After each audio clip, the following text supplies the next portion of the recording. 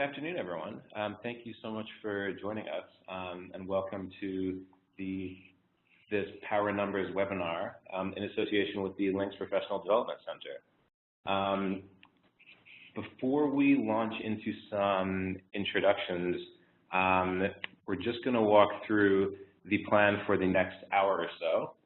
We're going to introduce you to this Power Numbers team, explain some of the work that we and the Department of Education has been doing over the past year or so to bring open educational resources to the adult classroom. For those of you who are new to the OER world, don't worry, we'll be doing a deep dive into them as well. We're going to talk about the two main initiatives that Power Numbers has undertaken. We're really excited to share the work that we've been doing to bring some OER to the adult classroom. We hope to give you some tangible takeaways from our experience, and notably from Brooke, who is a fellow panelist who we'll introduce shortly. We hope to have some time for Q&A at the end. Just wanted to go over some quick housekeeping. We're going to do our best to save time for Q&A at the end. We've had over 300 people registered, so unfortunately, live Q&A is not really going to be possible. We do have a team actively monitoring the chat section, which should be on the right. The top right of your screen, you can click the chat button if it's not already open. Please feel free to post questions throughout here. We will make every effort to get to them at the end. And finally, this webinar is being recorded, so you will be able to access this later and refer back. On to some introductions. My name is Chris Harper. I'm joined by Christina Ward. We at Luminary Labs have had the pleasure of supporting the Power Numbers initiative from the Department of Education over the past couple of years. Listed here is also the core team from the U.S. Department of Education's Office of Career, Technical, and Adult Education. We're delighted to have some of them on the line, so thank you so much for joining us. And finally, we have Brooke Istas, who's a lead instructor from Cowley County Community College, who has been a participant in some of our teacher-facing Power Numbers initiatives. We're really excited to have Brooke here to share some of her experiences and pass on some advice from her teacher perspective. Now, on to some background of the Power and Numbers project. We started with mathematics. Applied math skills empower adult learners to think critically and solve challenges, both in and outside of the classroom. These skills are keys to economic prosperity, can open doors to further education and training, and of course, significantly increase learners' employment opportunities and long-term career options. As many people on this call will know, too often, higher-level advanced mathematics skills can often serve as an obstacle between learners and further education, training, and growth and development. So this area of higher-level mathematics was our starting point. While we do focus on math, this is just the beginning, and it's very much our hope that the learnings that we're going to share with you today will be applicable beyond math and to the whole of adult education.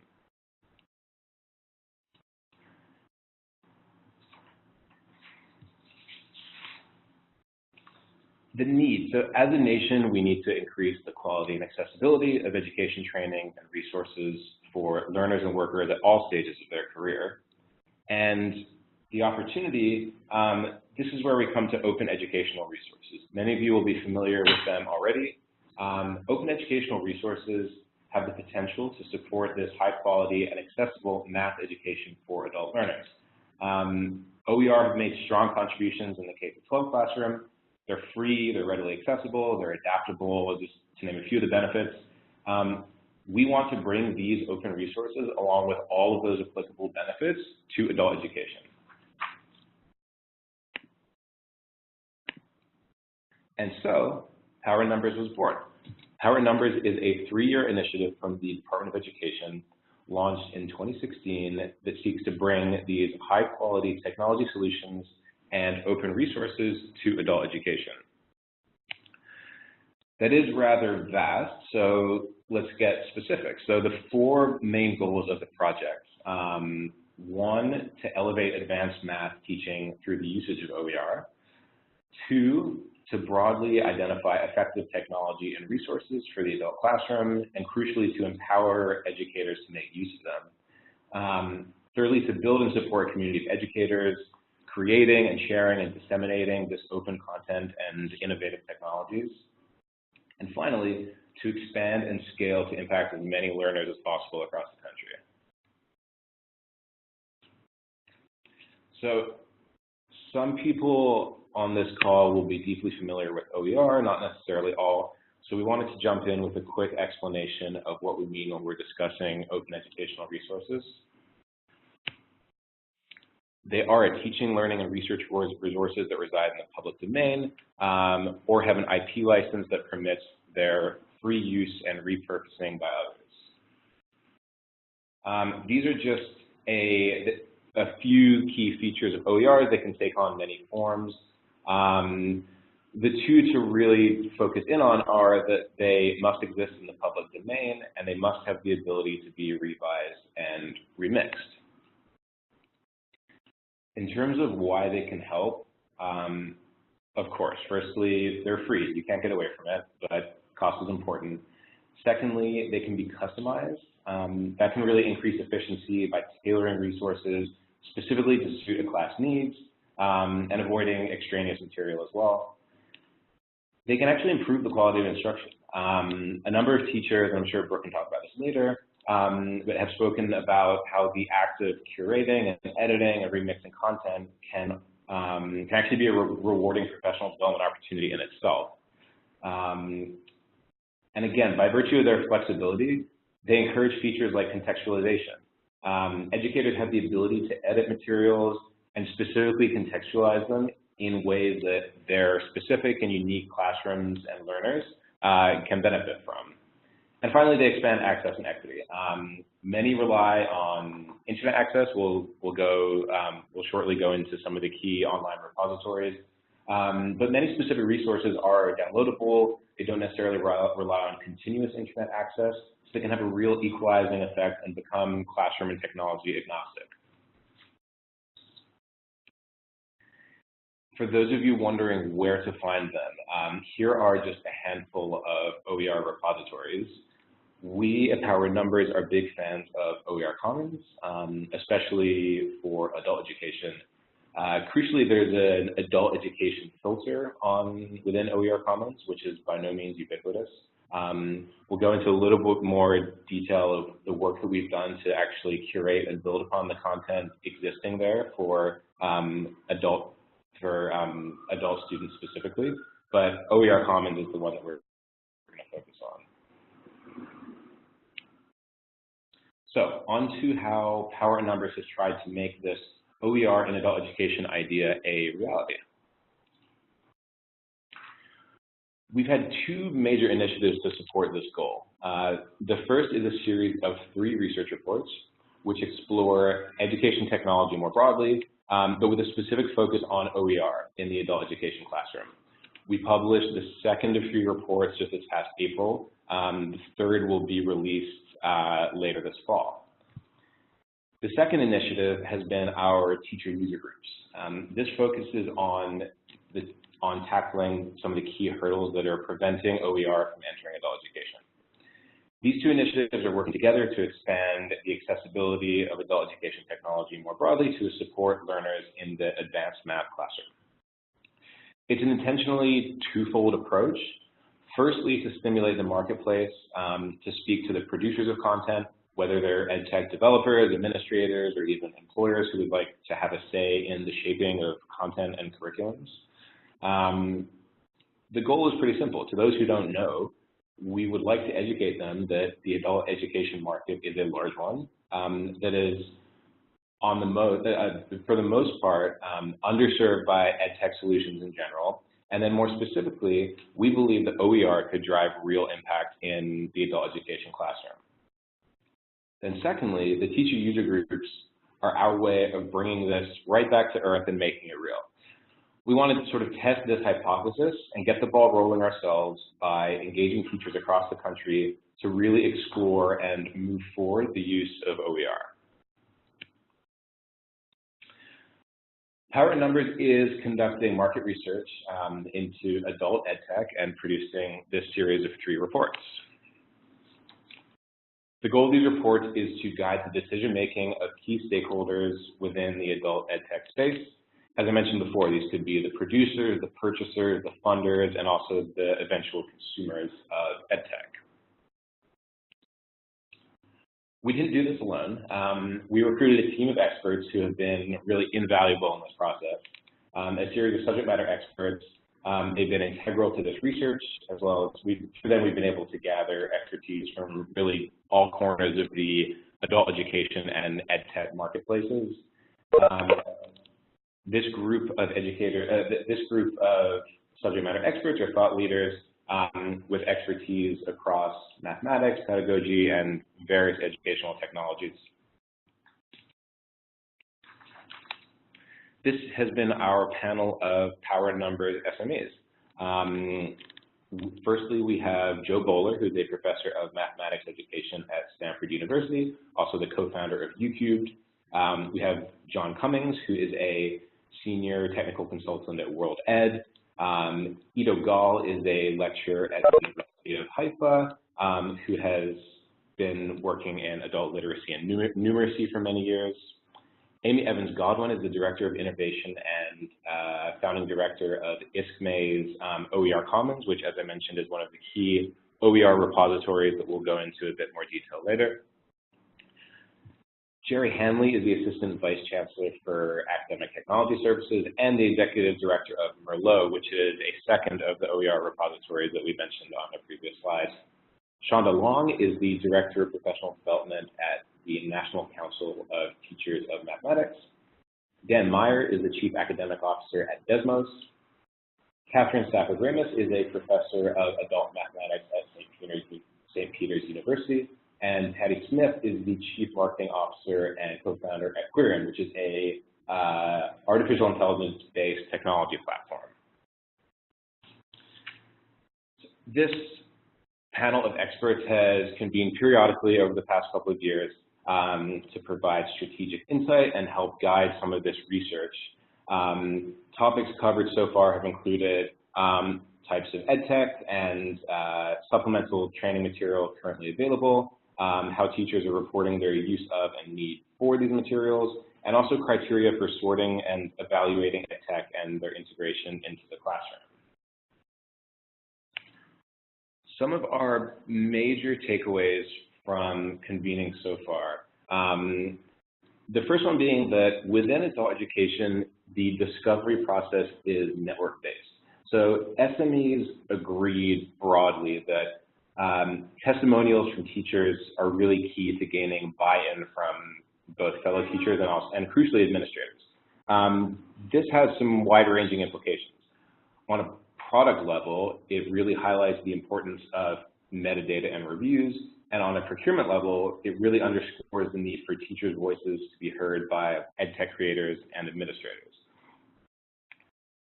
By far the most powerful tool when it comes to scaling EdTech, whether it's any high-tech solution or indeed OER, is these testimonials from teachers. That was a really interesting data point when it comes to OER, which is, of course, by definition, network-based. We'll go into some details about how that informs our approach to the teacher user groups. Secondly, professional development is crucial. Educating and empowering instructors to make the most of available resources is really crucial as the identification of the resources themselves. And a really powerful way to achieve this is to rely on teacher communities that already exist.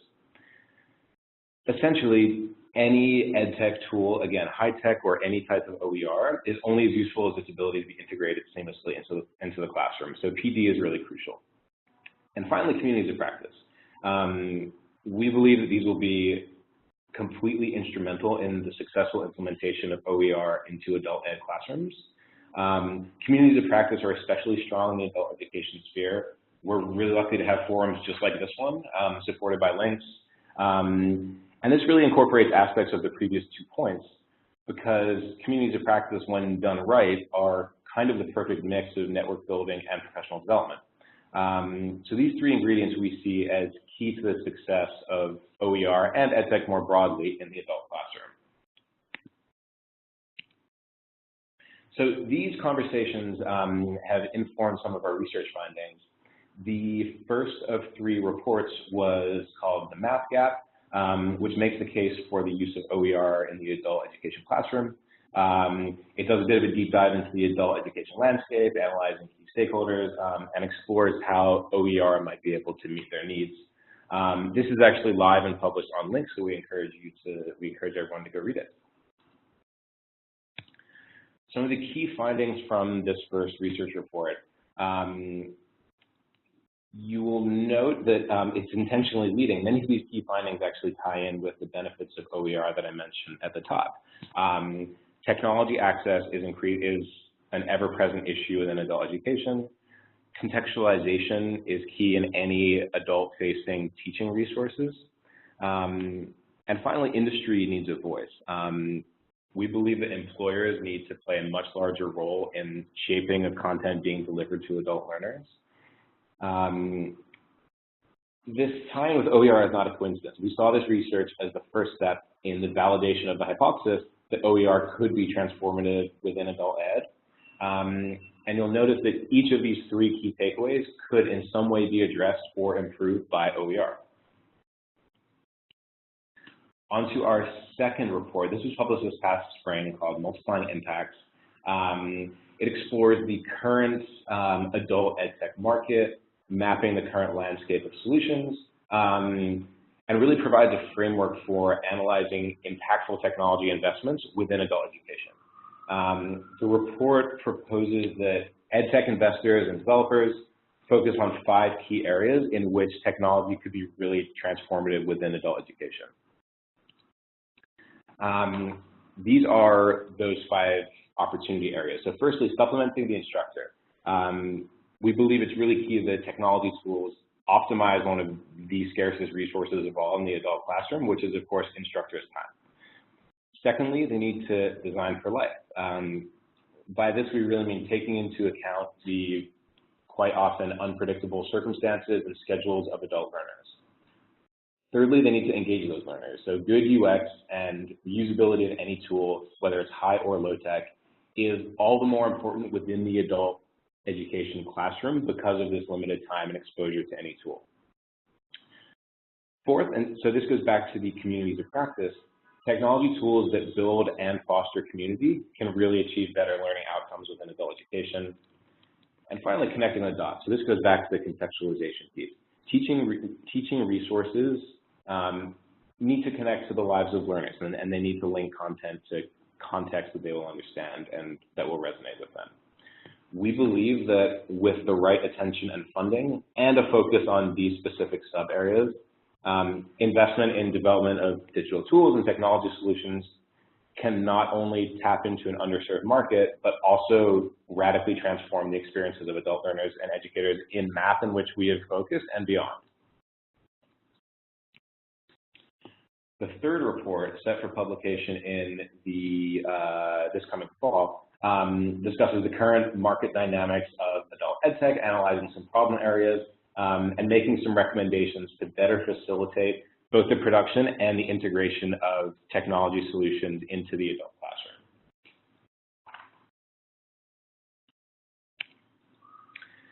So that was a summary of our research to date, and now on to the what's really been our on-the-ground pilot, which is our teacher user groups.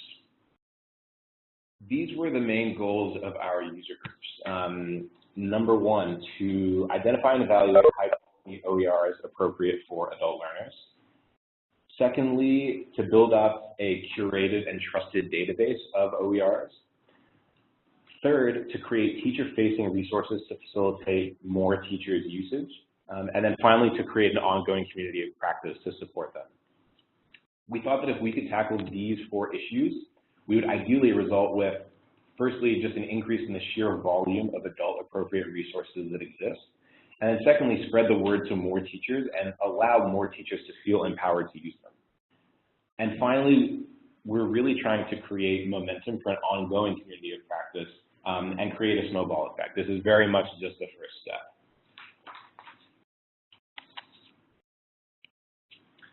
So our first user group was designed to address the issue of curation. What we heard loud and clear was that even for those in the know with regards to OER, it's not necessarily easy to access high-quality teaching resources specifically appropriate for the adult classroom. To start with, there's an overwhelming number of websites. The 5 that I displayed on a previous slide are just a handful that we've selected. The resources out there were not well curated, they're not well reviewed, so that's where we started. In the fall of 2017, we recruited 18 teachers hailing from 13 different states to evaluate, review, and curate more than 70 OERs specifically for adult advanced math, thereby addressing this primary issue of curation and searchability of adult appropriate OERs. We selected a diverse group from a variety of institution types because we also wanted reviews from every corner of the country, not just ones that worked for very specific classrooms. And the result was these standards-aligned, free, open resources are now available and searchable on OER Commons. We encourage you to go check them out on OER Commons within the mathematics and adult education filters. You can now see them. They're scored and reviewed. Over the past few months, we completed our second teacher user group to tackle what we felt was the second step in this process, and that was the lack of support for classroom integration. So the idea being that even if you have been able to make your way over to OER Commons, even if you have stumbled upon some of the fantastic resources that were so diligently evaluated by our first user group, it still may not be obvious how best to leverage the resources for your own needs. So we recruited 20 educators from 19 different states, and again, a variety of institution types. These educators created original materials, what we called OER curriculum guides. These are designed to support the integration of OERs into the adult classroom. And these guides, they're made by educators for educators, the idea being that they open the door for more educators who follow to experiment with and benefit from OERs. So the next wave of teachers that finds them on OER Commons, and again, we encourage you to do so, will be empowered to pick up these OERs, experiment with them, and hopefully join the movement and join the community. Again, these 20 original guides exist on OER Commons, and we encourage you to go check them out.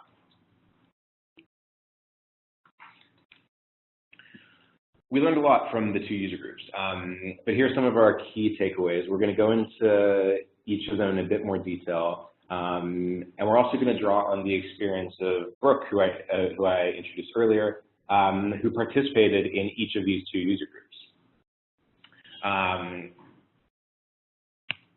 So firstly, OER does indeed have a bright future in adult education. We saw the vast majority of participants in our program say that they would continue to use OER beyond the life of the program. There are just a few testimonials here about the satisfaction with using the specific resources that they encountered. This is, of course, a small sample size, but like I said, it's a start, and we're hoping to build momentum from here and build on this community.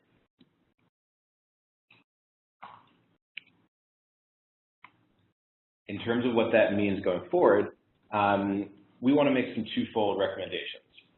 First, in terms of what Power Numbers will continue to do, and then what we hope educators can continue to do. On a Power Numbers level, we very much hope to continue to increase access to and awareness of OER through our presence at conferences. We'll go into that in a little bit. We're going to be speaking at a number of conferences through our published research. And Brooke, I believe your audio should be connected. I'd love to bring you in here. Do you have recommendations to teachers who might be on the line who would like to get more involved with the OER movement, maybe are slightly familiar with it but have not yet fully dived in? What would be your recommendations to them? Well, my first recommendation would be to not be afraid. Like Chris had mentioned, I was one of the first user groups, and I was familiar with OERs, but I mean, there's so much information out there, and it can be somewhat daunting of a task. So my thing would be is there's been enough of us that are been involved in this project that we are all members of the LINKS community of practice for math and numeracy. And you could start a discussion about it, and I'm sure that a lot of us would chime in. I know I would, to speak about my experience. I suggest going to the website right off the bat, to the oercommons.org website, and click on the filter for adult education and click math. And as Chris said, we have 70 new resources there. And I have been to OER Commons before, and the adult ed stuff was not well reviewed, and it was still a lot to go through. So if I was looking for a lesson, I may find a lesson, but no one reviewed it, so I didn't know if it was a good lesson or not. And so you spend a lot of time reading through stuff when that could be valuable time that you could actually be finding and curating your own stuff as well. So what we did with this project that was a benefit was that not only did we curate and we reviewed and we said, hey, this is a good lesson, or hey, this would be a better lesson if we did this. We also talked about and created how did we take certain lessons and then implement them in the classroom, and how did we adjust them. The beautiful thing about open educational resources is that they are adaptable to whatever class you have. And if you're like me, my classes are different depending on who shows up that day or who comes to the new session. And so the beautiful thing about the OER is that you can tweak it. And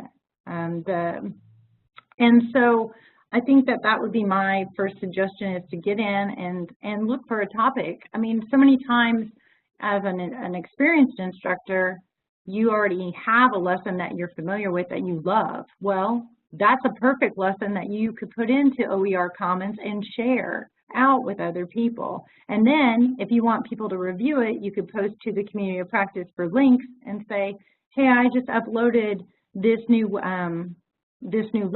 Could someone go and apply, look at it and try it in your class and review it on the OER Commons site, and you can post the link to it. And people will do that for you. I know of several, or at least a couple of instructors that have done that already. So does that kind of help, Chris? That's great. Yeah, thank you, Brooke. Mm-hmm. I'm going to jump ahead and talk about our second point. So really, community is key to all of this. We absolutely saw this play out in both of our user groups. One thing that was really apparent to us in our first user group was the desire for even more interaction with fellow educators. Brooke mentioned we had the LINKS community of practice, but this feedback that we got really reinforced the importance of community in this, of course, in any professional development effort, but especially one involving OER, which is by definition collaborative. Our key takeaway here is really that OER adoption does not happen in isolation. So here's what we did about it. So in designing our second teacher user group, we created several circles of support to build community and create this collaborative environment. We paired participants up with user group buddies to be the first layer of review of their original content, the guides that we referenced before. We also had additional teachers serve as the next layer of review of teachers' original guides, really just trying to foster as much inter-teacher collaboration as possible. And finally, we had this private LINKS community of practice that Brooke mentioned before, as well as a virtual teacher summit in which we were able to gather everyone together at the same time to surface issues and discuss and learn from each other. The goal of both was really just to have safe spaces for network building and collaboration and experimentation. And again, OER adoption just does not and will not happen in isolation, and that's what really underpinned the design of these programs. Chris? Yes. Can I speak on that a little bit? Yes, please. Okay, so as Chris mentioned, having that interaction with, I always thought of the people that I interact with as being a small group of the same people, but with this project, I interacted with people I had never spoke to before, and a lot of them, some of them came from the big names that Chris talked about, that were the panel of experts, you know, being able to engage Dan Meyer one-on-one and let him know what it is that we do in adult education, and have him pause and think about adult ed as opposed to K-12 and how does it relate. And so working with him, we were able to talk about Desmos and things that he offers as a resource for education, as well as working with Dr. Jo Buller and talking about her. Both times, both user groups 1 and 2, she came and did a one-on-one presentation with each user group, and that was awesome because of the fact that we got to explain to her the uniqueness of being and dealing with our population. And she actually, between user group 1 and user group 2, I think she went out and did some more reading, because when she did her second face-to-face with us, I felt like she understood the population a lot better before. And then there were others that participated in the community of practice as well, just as a discussion. Chandra Long, the NCTM expert, I think she benefited from just talking to us in a field. And then of course Catherine Safford Ramos, she also participated, gave us a lot of great ideas and tips on how to handle the adult ed population that we hadn't considered. And it's just a lot of great information. And I think a lot of times we're always, as teachers, afraid to make that first step because we don't see ourselves as I'm doing air quotes here, as an expert. But really, you're an expert of the students that are in your classroom. Who better to speak on their behalf? And in a community of practice, you're with other people that are just experts in their classroom right there, and then that broadens out. And I know that a lot of you have gone to conferences and shared with each other and said, hey, I found this really great website and here was these lessons. But the wonderful thing about this community of practice is not only then are you talking about things that you use, but then you can encourage each other to put it out onto the OER Commons. I think of OER Commons as like a virtual library of lessons that are out there. And that's what we need. I mean, that's what adult educators need, because sometimes, the same lesson that you've done over and over again has lost its flavor in the classroom. And so you need something that will jazz it up. And so if you get on OER Commons and you search, I don't know, graphing for linear equations or something like that, you'll get a list of things, but then you filter it by, I want it to be adult education because I don't want it to be cartoony. I don't want it to make my adults feel like they're children. And I'm looking for something that is going to let me change it and tweak it. It's all out there. And so that's one of the great things about working together with a group of people. If each person that is on this webinar right now were to just do one lesson, or to even just go on and review one lesson, I mean, think of all the lessons that we would have for adult ed, and wouldn't that be a great asset to our learners? You're absolutely right. Like we mentioned the 70 that we were able to add from user group 1, which is a fantastic start. But yeah, we would love for this momentum to build and continue. So on to our third takeaway. This really harks back to the idea that we mentioned at the top, which is that any tool is really only as useful as its ability to be integrated into the classroom.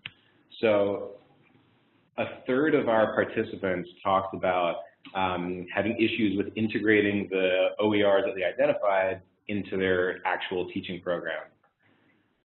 As we mentioned, these resources could be perfectly curated and well scored, but if you don't know what to do with them, then they're perhaps less useful. Which is precisely why we designed user group 2 as we did. We decided that tackling the curation issue was just the first step, and the second step would be tackling the integration issue. Brooke, I'd love to bring you in on this issue of first curation, but then also integration. Could you share a little bit about your experience straddling both user groups? So I was really scared for user group 2 on the actual creating of what they called a curriculum guide, because A lot of times in adult ed, we may have, I mean, depends on where you work.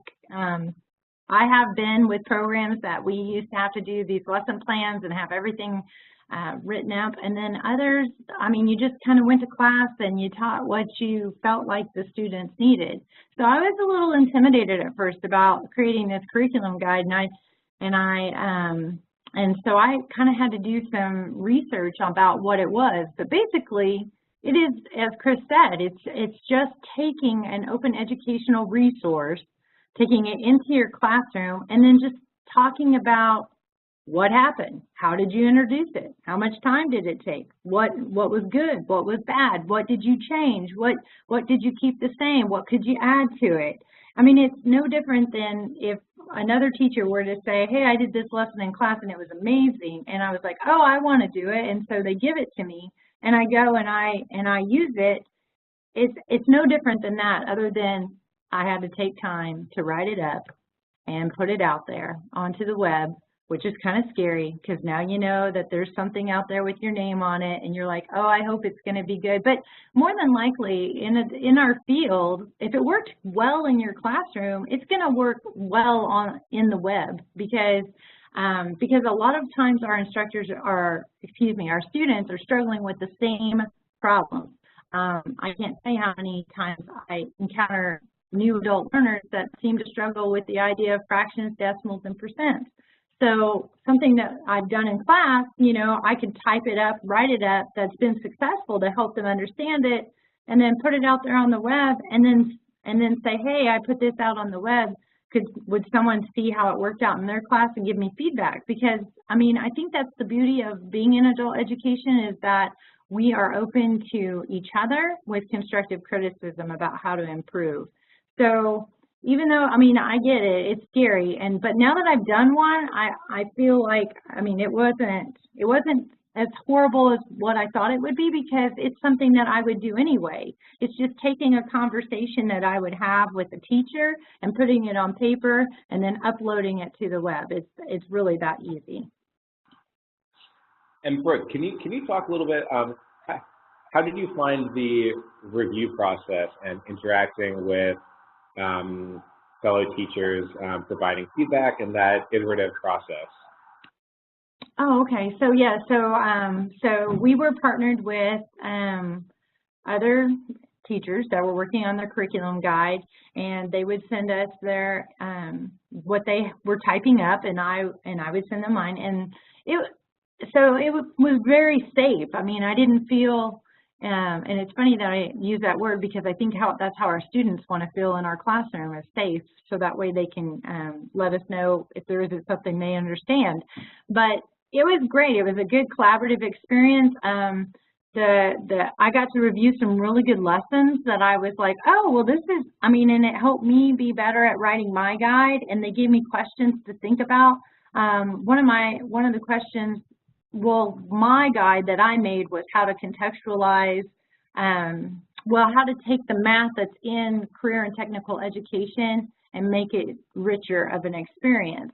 And so one of the feedbacks that I got was, well, maybe should put something in the title. The title's not clear, and I hadn't thought about making the title clearer. So, I mean, just simple feedback, things like that, that was good information to me, because I do want to convey out you know, what it is that I was wanting to represent. And so, and then some of the feedback that I gave was, I can't think of anything that was just like stinky. Like if I were to tell somebody it was terrible, there was nothing out there that was, because of the fact that as educators, we chose things that we had done in the class, and so we reported back how it went. Well, if it didn't go well, we didn't include that in our curriculum guide.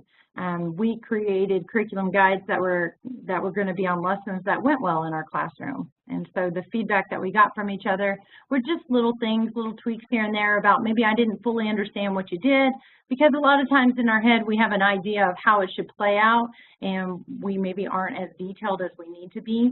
And when you're not there face-to-face with somebody to ask those questions, you have to get very detailed in your report. So that's one thing that I took away from all that back and forth with each other. And what would be your advice to teachers on the line who are trying to enter the OER world, but are trying to wrestle with being content consumers versus creators? Do you find that adding content has sort of helped you, I guess, fully adopt OERs? Do you find that has that helped your process versus just being a consumer? Yes. So, yes, I was very much a consumer of open educational resources, and I think it's just because I was scared to put something out there because I didn't really think about how the process would go. So, I would encourage everyone that's here to not only to just review and be a consumer, like Chris said, but think about that one lesson that you do in your class that is amazing, that your students like, that you enjoy, and just write it up and be very explicit about it. You have to remember that it's for someone that's going to read it, and then if you want, you could always post it on like a Google Doc and open it up and put it out there in the community of practice, or if you know of a few friends that you could have them review it first to get that feedback, because I get it, it's scary. Once it's out there for the world, it's out there for everyone internationally, and so you might want to have it reviewed for typos and stuff and things like that, or does it make sense? So I would encourage you maybe to start with your best lesson, just that very first lesson that you have, and then write it up. Have someone review it for you, and then take that deep breath and put it on OER Commons. And then ask for someone to go in, maybe on the community of practice, because that's a little bit more of a broader population of people, and ask them to do the review. And then just be okay with the feedback. I haven't seen anything that, some of the feedback that I've seen was maybe that a process wasn't cleared. Well, guess what? It's an open educational resource. So you can go back in and you can edit it. It's not like you can post it and never go back and tweak what you did. That's the beauty of an OER. And as for me, that was the first time I've ever posted a lesson. And so I feel more at ease. So I feel like I could post some more of the lessons that I am familiar with, that I do every day, and make it make better out there for you all that are in the audience. So that way you can go out and try my lessons as well. That's fantastic. Thank you. So on to our fourth and final takeaway. Professional development and OER go hand in hand. We designed the Power Numbers Teacher User Group experience to be more than a transactional experience. Obviously, we generated more than 70 new adult-facing resources. We generated 20 original new curriculum guides. But more than that, we really wanted this to be a professional development experience that would serve for the 40 participants far beyond the life of the program. The sheer demand of applications definitely highlighted the appetite for this kind of opportunity. And Brooke, I'd love to get your thoughts on what fellow educators can do to seek out similar professional development opportunities. Obviously, webinars such as this one can be a great resource. We're lucky to have links put on many such webinars. But outside of the confines of Power Numbers, what would be your advice to someone seeking these opportunities? Well, for professional development, OERs also include some professional development things that you can do. So, you could go out there and investigate. There were other open educational places that we learned about. Merlot was one, and also the National Science Digital Library was one that I looked at. And you can also, through the community of practice, kind of talk about, that you need some help with something. That's the beauty of a community, is that you can say, I need help, and people will be there to help each other and support each other. So I would also say to look for those opportunities to step outside your comfort zone. You know, taking part in the Power of Numbers, that was, like I said, it was very scary, especially the cohort, the second group, because I had never built my own curriculum and put it out there for everyone to view it. So I would encourage you to do that, to step outside your comfort zone, participate in things like this, participate in discussions. All of that stuff causes us to be outside of our comfort zone. And that's how, and of course, participate in conferences that we have. The national conference, the COABE is one. Chris, are you going to talk about those conferences? Yes, we'll be coming to those shortly. Okay, well then I'll save that for a little bit, but also those types of things. There's all kinds of webinars. OERs are kind of the big buzzword in education, and they're getting bigger and bigger and bigger. At the college that I'm at right now, we're looking at using open ed textbooks, which are basically OERs, but for an entire textbook to help students save money.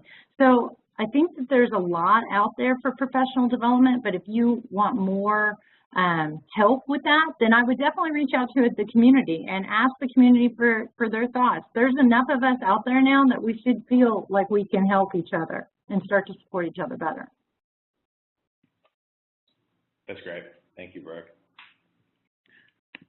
So now that you know pretty much everything that Power Numbers has been up to over the past couple of years, we want to share some ways for you all to stay involved and informed. Firstly, you can sign up to receive our newsletter called the Math Minutes. Each quarter, we will send it out and share Power Numbers updates and highlight events and ongoing research. You will also, if you sign up, you'll also be notified of some upcoming Power and Numbers videos, which are currently under production to be released this summer. So for all the teachers on the line, please stay tuned for those. Those are intended to be for classroom use, and we're very excited for those. Also, stay tuned for our third research report. As I mentioned before, we'll be making some recommendations for how to get more high-quality ed tech into the adult classroom, and that's coming this fall. And then finally, Brooke, here onto the conferences. The wider Power Numbers team has attended a number of conferences focused on both adult education, OER, and ed tech to try and increase our impact and exchange ideas. The goal here has really been to bridge the gap between the adult education conversations and the ed tech and OER conversations at various conferences, which are often quite distinct, and we're really trying to bring those together. And Brooke, you're going to be at the ALM conference. Yes, here in July, July 9th through the 12th, I will be at the ALM conference in London speaking with Catherine Stanford Ramos, so it's kind of cool. Get to speak with one of the expert panelists, and we're going to talk about this project and get the information out international. We're going to go global with this OER idea with adult education. And then of course, you know, at COABE, you might see me do a session on OERs next year. So it's very possible, because now that I feel comfortable creating my own curriculum guides and putting them out there, I might want to spread that information out, because I know that there is power, as it's kind of in the group, in the numbers of people. So as long as we're here to help support each other, then this will be an amazing thing, and it'll be awesome for adult ed. Fantastic. Yeah, we very much look forward to you being on the ground there. And with that, that actually closes our session for today. We have a couple of minutes left. We wanted to leave some time for Q&A. We have a slightly unwieldy number of attendees. If someone wants to post a question in the chat, we can try to address it. I do see we have one asking if you're able to print out these slides. The answer is absolutely yes. But the easier way to address questions might be after the fact with this large number of people on the line. As I mentioned before, this webinar has been recorded. recorded and will be available on links in due course. We have a couple of questions coming in about confirmation of attendance from the confirmation of attendance for this session. Is there a certificate of attendance we can get to turn into our supervisors? The answer to that is that the Links PD Center can send out a confirmation of attendance upon request. So just reach out to the PD Center. Their email address is pdcenter@links.ed.gov, and we will also post that email address in the chat for everyone to see.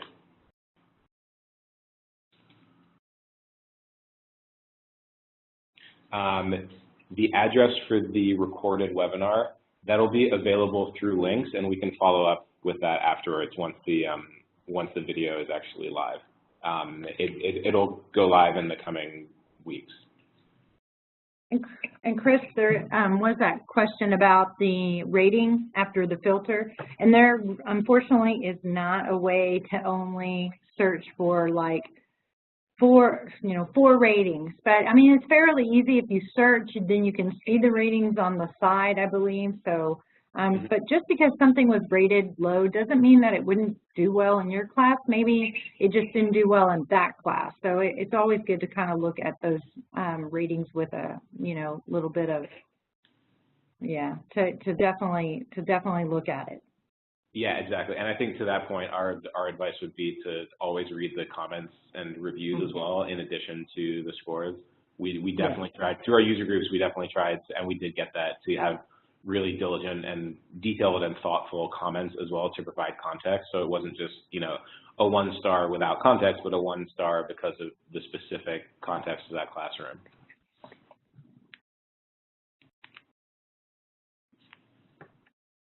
So if there are no more questions, then I think we will end it there.